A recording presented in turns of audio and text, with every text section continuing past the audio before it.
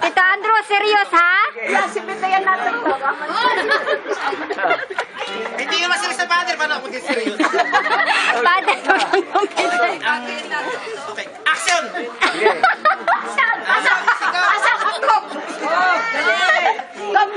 Gob, dali ako, inuwit na! Masasabi ko lang kay father, no?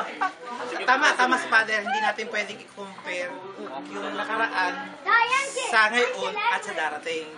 Pero hindi may iwasan minsan, nangyayari yung father kasi maganda kasi yung bukod sa nagsasalita ka, gumagawa ka. Ako yung tao kasi na ayoko ba nung pag sinabi sa akin, hanggang salita lang, gusto ko lagi may action. Abla at action. Kasi naranasan ko rin yun, Andrew, ganitong gagawin natin, ganitong gagawin natin. Pero kung wala tayong action, wala mangyayari. Samantala sa inyo, Father. Parang nabasa ko yan. Sa comment ko yan. Sa inyo, Father, naranasan ko rin yun. Naranasan yung sobra. Sabihin natin sobra, every Sunday meron kami meeting. Pero yung meeting na yun, talaga nagkakaroon siya ng katuparan. Hindi yung basta salita. Sa inyo, nadanasan namin yun na pag sinabi nyo, gagawin namin. At hindi kayo ang gagawa, kundi kami. Yung command of responsibility, nasa tao yun. Hindi como kayo ang kapo, kayo lahat ang nagmamakaalam.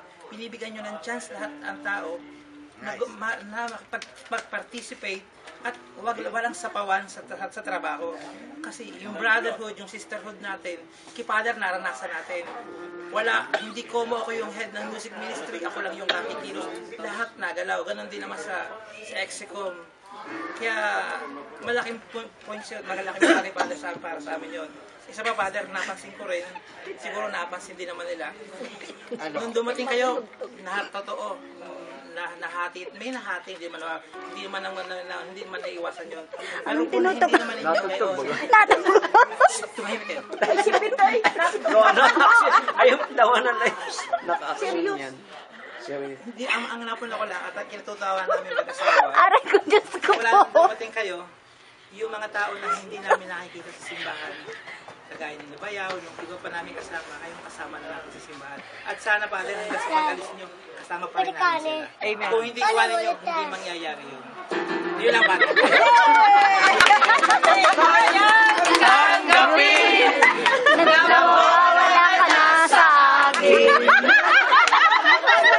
Na marinig na ayaw mo na sa akin. Atid at kirot. Atid at kirot. Mamaya araw.